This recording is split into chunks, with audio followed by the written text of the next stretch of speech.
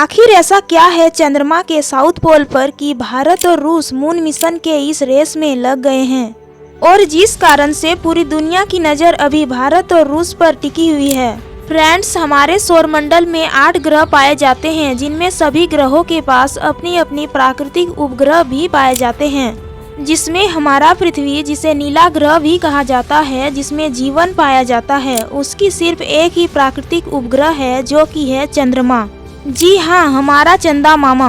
पर सोचने वाली बात यह है कि पूरी दुनिया भर के साइंटिस्ट की नज़र चंद्रमा पर क्यों अटकी हुई है। आखिर इतने सारे फेलियर्स के बाद भी भारत और बाकी सारे कंट्रीज चंद्रमा पर क्या हासिल करना चाहते हैं।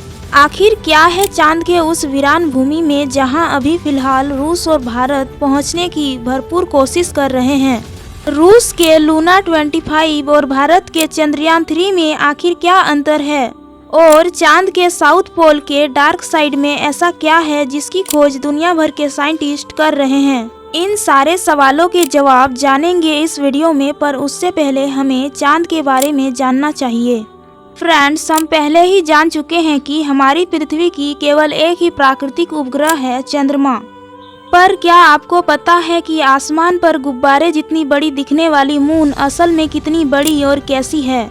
अगर बात करें चंद्रमा के साइज की तो यह पृथ्वी के व्यास के 1/4 भाग के समान है। मतलब यह कोई छोटी वस्तु नहीं है। यह छोटी इसीलिए दिखाई देती है क्योंकि यह हमसे बहुत दूर है।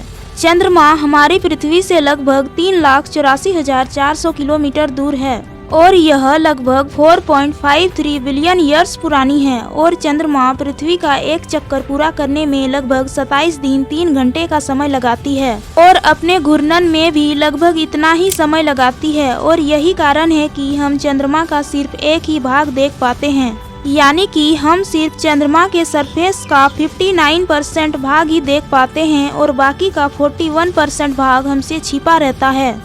और उसी भाग के बारे में जानने के लिए दुनिया भर के साइंटिस्ट अपने अपने स्पेसक्राफ्ट को चांद पर भेज रहे हैं, जिनमें भारत के चंद्रयान 3 और रूस के लूना 25 भी शामिल है। क्योंकि हम जानते हैं कि चंद्रमा पर ग्रेविटी बहुत कम है, जिस कारण से वहां पर वायुमंडल नहीं है और इसी कारण से वहां पर मौसम भी नहीं है, जिस कारण से वहां दिन के समय का तापमान बहुत गर्म और रात के समय बहुत ठंडी हो जाती है।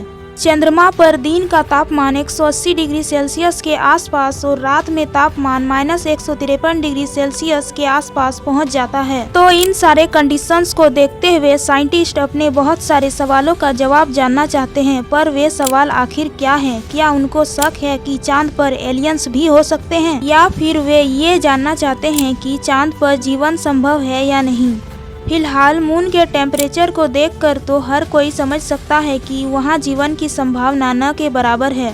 फिर क्यों दुनिया भर की स्पेस एजेंसियां मून पर करोड़ों रुपए खर्च कर रही हैं, या कुछ और भी है मून के साउथ पोल पर और जो हम नहीं जानते हैं और जिसके बारे में वैज्ञानिक रिसर्च कर रहे हैं। वेल फ्रेंड्स, साउथ पोल का डार्क साइड चांद का वह भाग है जहां तक कोई भी कंट्री सक्सेसफुली नहीं पहुंच पाया है, और ये वही भाग है जो हमसे छिपा रहता है और ये भाग बहुत ही डार्क और भयानक है। हाल ही में चंद्रयान 3 के द्वारा भेजे गए पिक्चर्स और मैसेजेस के हिसाब से चंद्रमा पर बहुत बड़े बड़े गड्ढे और बहुत ही भयानक गड्ढे हैं, जो चांद के साउथ पोल को और भी खतरनाक बना देते हैं। इसीलिए अभी तक दुनिया भर के बहुत सारे कंट्रीज ने चांद पर जाने के लिए मून मिशन बनाए हैं, जिनमें अमेरिका, रसिया और चाइना पहले ही सफल हो चुके हैं और अब बारी है हमारे देश भारत की। इसीलिए इसरो के वैज्ञानिकों की टीम के द्वारा चंद्रयान 3 मून मिशन को 14 जुलाई को लॉन्च कर दिया गया है। मतलब हम और हमारा देश भारत भी अब चंद्रमा से ज़्यादा दूर नहीं है, और वो भी मून के साउथ पोल पर, जहां तक कोई भी पहुंच नहीं पाया है। पर ट्विस्ट यहाँ पर यह है कि जैसे ही भारत ने चंद्रयान 3 लॉन्च किया, वैसे ही उसके कुछ दिन बाद रूस ने भी लूना 25 को लॉन्च कर दिया। क्या यह मून मिशन के साथ साथ स्पेस रेस भी है?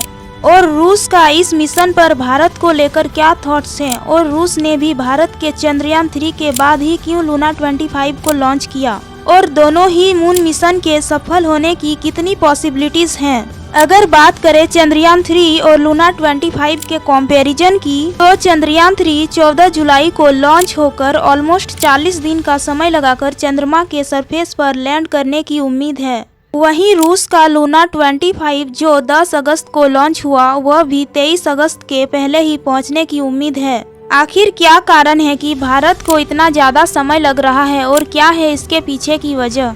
बात ऐसी है कि रूस के पास बहुत सारी मिशंस के एक्सपीरियंस है और बहुत अच्छी टेक्नोलॉजी होने की वजह से अपने मिशंस में तेजी से सुधार कर रहा है, ये बहुत इम्पोर्टेंट है। और अगली बहुत बड़ी वजह है जो कि है मनी पावर, जिस कारण से रूस ने इस मून मिशन लूना 25 में 1600 करोड़ का खर्च कर पाया है। और इसी कारण से बहुत अच्छी टेक्नोलॉजी और बहुत ज़्यादा फ्यूल की मदद से पृथ्वी की ग्रेविटी से दूर बिना कोई चक्कर लगाए चांद के सरफेस पर लैंडिंग के लिए रवाना हो सका है। पर हमारे भारतीय चंद्र मिशन चंद्रयान 3 के साथ ऐसा बिल्कुल भी नहीं है। यह भारत का तीसरा मून मिशन है जिसमें रसिया के मुकाबले बहुत कम, सिर्फ 615 करोड़ का खर्च लगाया गया है। और जिस कारण से चंद्रयान 3 को चांद की तरफ जाने से पहले पृथ्वी का चक्कर लगाना पड़ेगा और ग्रेविटी एरिया से बाहर निकलना पड़ेगा। फिर मून की तरफ जाकर मून की ग्रेविटी एरिया में चक्कर लगाकर लैंडिंग करनी पड़ेगी, जो एक धीमी और एक लंबी प्रक्रिया होगी। पर फिर भी वैज्ञानिकों के अनुसार इस बार चंद्रयान 3 का सफल होने के चांसेस भी बहुत अधिक है। पर अब हमारे दिमाग में यह सवाल उठता है कि अगर चंद्रयान 3 मून सरफेस पर सॉफ्ट लैंडिंग कर लेती है तो क्या होगा? मतलब चंद्रयान 3 का क्या उद्देश्य है? तो फ्रेंड्स, हमारे पिछले मून मिशन चंद्रयान 2 में मून सरफेस पर पानी की खोज की गई थी, जिस कारण से वैज्ञानिकों को आशंका है कि वहां पर कुछ और चीजें भी हो सकती है और फ्यूचर में आर्टिफिशियल इंटेलिजेंस को भेजकर यूनिवर्स के मिजरी को सॉल्व किया जा सकता है। अभी के लिए तो हमें और सारे भारतवासियों को चंद्रयान 3 के मून के साउथ पोल पर सॉफ्ट लैंडिंग का बेसब्री से इंतजार है।